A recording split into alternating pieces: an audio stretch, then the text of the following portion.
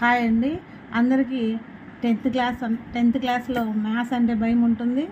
ముఖ్యంగా మ్యాథ్స్లో ట్రిగనామెట్రీ అంటే ఇంకా భయం ఉంటుంది.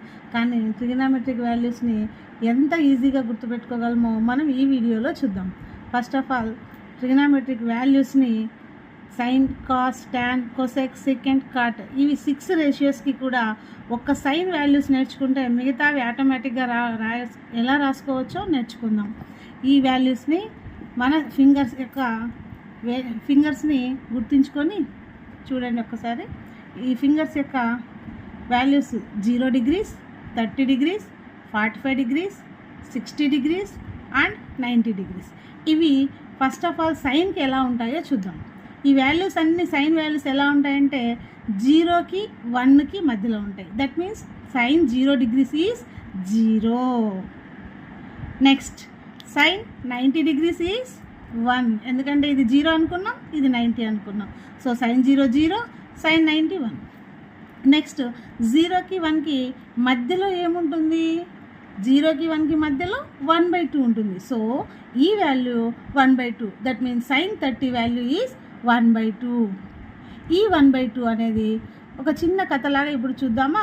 1/2 అనేది దారిలో పోతూ దాని యొక్క దారి అంటే రూట్ని మర్చిపోయిందనమాట. అంటే రూట్ని మర్చిపోయి 1/√2గా మారిపోయింది. అంటే 1/2 కాస్త ఏమైపోయింది? 1/√2గా మారిపోయింది. ఈ 1/√2 సైన్ 45 వాల్యూగా మారిపోయింది. Sine 45 value is 1/√2. కొద్దిసేపటికి ఈ √2 ఏం చేసిందంటే 2 అనేది రూట్ బరువు అయిపోయిందనమాట 2కి.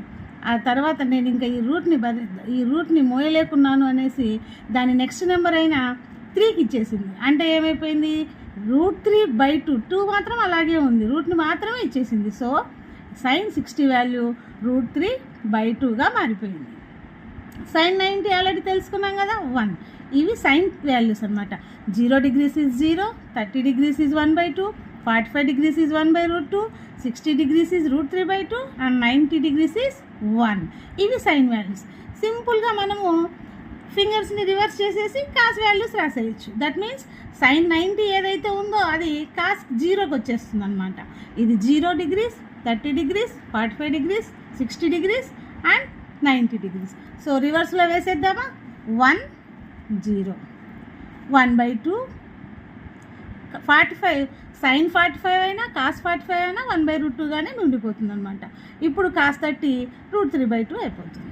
Sine cos values over. మిగతావి నెక్స్ట్ వీడియోలో చూద్దాం.